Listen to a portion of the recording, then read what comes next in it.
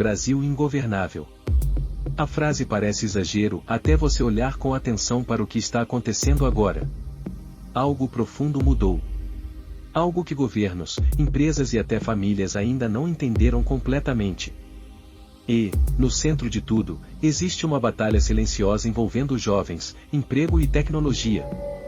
Uma batalha que já está transformando o país, se ninguém sabe onde isso vai parar.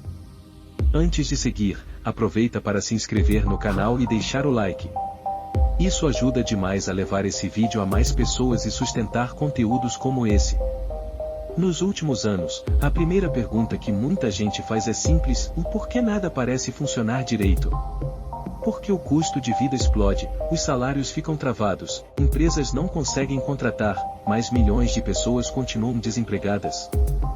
Por que existe essa sensação de que o país anda sozinho, enquanto governos só correm atrás dos problemas? Esse é um dos pontos centrais deste vídeo. Mas para entender como o Brasil chegou nesse cenário quase ingovernável, precisamos olhar para 3 movimentos que estão crescendo ao mesmo tempo: o colapso da velha relação de trabalho, a revolta silenciosa de uma geração inteira e a chegada de uma tecnologia que não está esperando ninguém se adaptar. A partir daqui, observe algo: por cada um desses movimentos, sozinho, já seria difícil de administrar. Juntos, eles criam um país imprevisível. E essa imprevisibilidade, mais cedo ou mais tarde, cobra um preço. Hoje, mais de 40 milhões de brasileiros estão na informalidade. Isso não é apenas um número. É um sinal de que a estrutura tradicional, carteira assinada, chefia rígida, horário fixo, virou um produto em extinção. Empresas reclamam que ninguém quer trabalhar, enquanto trabalhadores dizem que ninguém quer pagar. E a verdade incômoda é que ambos estão certos. Empresas querem produtividade de primeiro mundo pagando salários de terceiro. E trabalhadores querem qualidade de vida que nunca existiu por aqui. O conflito é inevitável.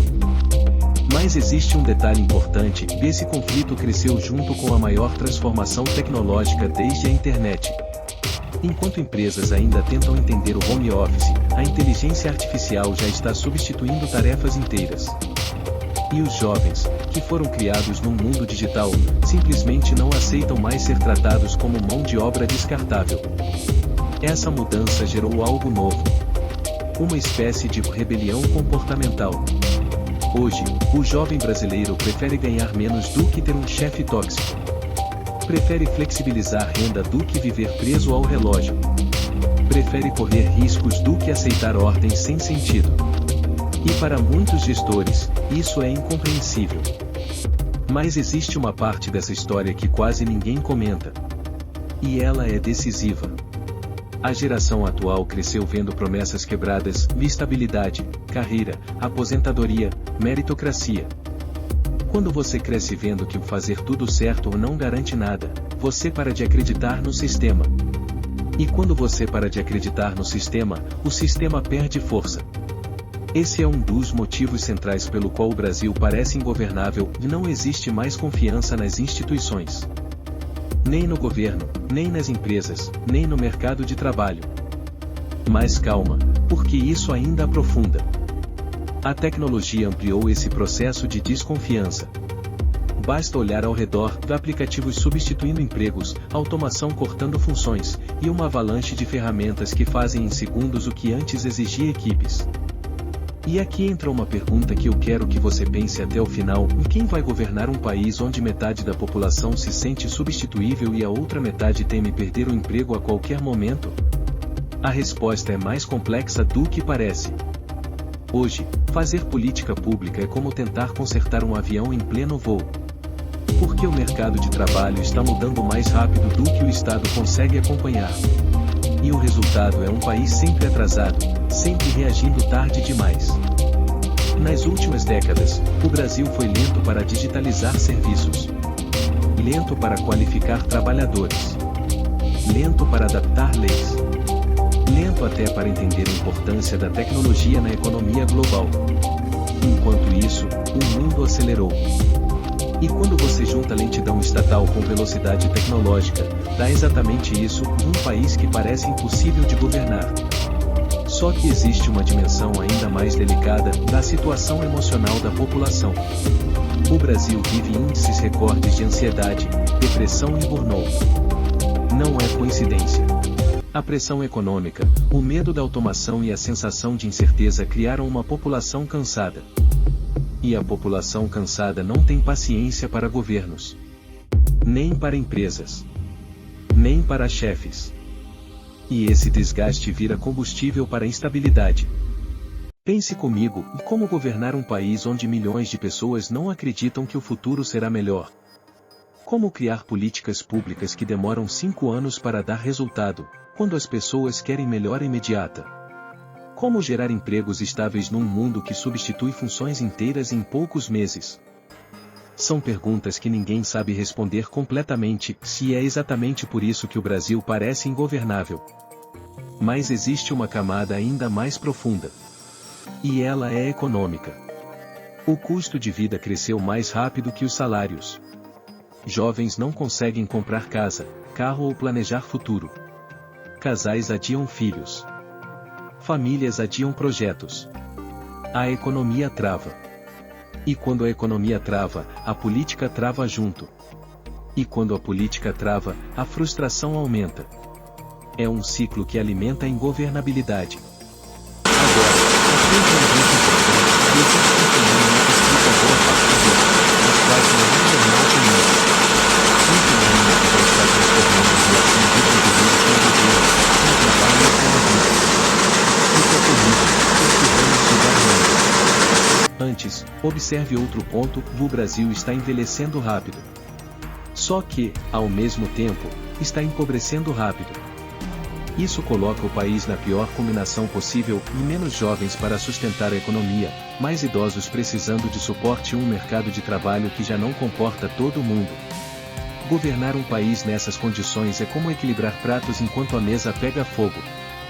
Mas ainda tem mais.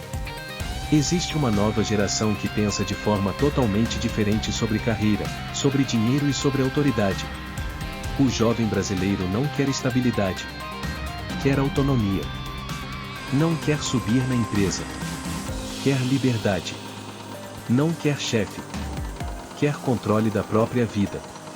E isso colide diretamente com empresas que ainda funcionam como se estivéssemos nos anos 90. Essa colisão gera atrito. E o atrito gera caos organizacional. Que, por sua vez, gera caos econômico. Que vira caos político. E eventualmente vira a sensação de ingovernabilidade que estamos vendo agora. E agora chegamos ao ponto que mencionei antes. O fenômeno que explica muito desse colapso silencioso da descentralização. O Brasil está se tornando um país onde o poder escorre pelos dedos. As pessoas não esperam mais o governo resolver nada. Elas resolvem por conta própria.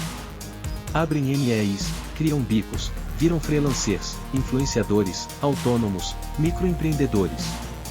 Isso é bom por um lado. Mas também cria um país fragmentado, difícil de organizar, difícil de planejar e difícil de governar. E aqui chega uma pergunta que realmente importa: e como governar um país onde cada pessoa vive dentro de seu próprio sistema econômico? Como administrar uma sociedade onde milhões funcionam fora da lógica tradicional? Como manter ordem, planejamento e estabilidade se a força de trabalho já não segue as regras antigas? E no meio disso tudo, a tecnologia avança. A inteligência artificial vai substituir funções inteiras nos próximos anos.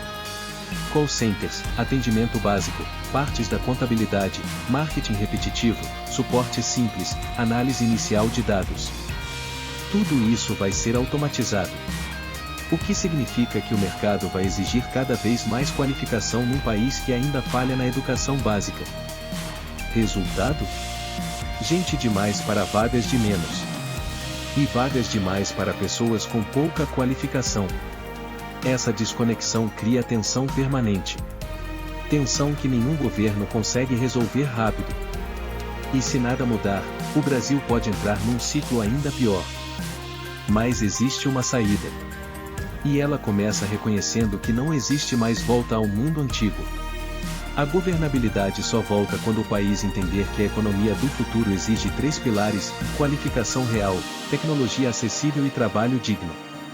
Qualquer país que ignore isso, quebra. E qualquer país que entenda isso, acelera. E agora vem a resposta para o gancho que deixei lá no começo. A pergunta era: e quem governa um país onde metade das pessoas se sente substituível e a outra metade teme perder o emprego? A resposta é simples e dura. Um país assim só pode ser governado por quem entender que não existe mais o emprego tradicional como base da economia. O futuro será híbrido, flexível, digital e descentralizado. E ignorar isso é receita garantida de instabilidade. E o que isso significa para você? Significa que o futuro será decidido por quem se adapta mais rápido. Quem aprende novas habilidades. Quem entende tecnologia. Quem não espera o governo, nem o chefe, nem a empresa. Você não controla o país, mas controla a sua capacidade de navegar nele. E para fechar, deixa o like, se inscreva e compartilhe esse vídeo com alguém que também precisa entender o que está acontecendo no Brasil. Quanto mais gente compreender esse movimento, mais chances o país tem de encontrar um caminho melhor. O debate não termina aqui. Ele está apenas começando.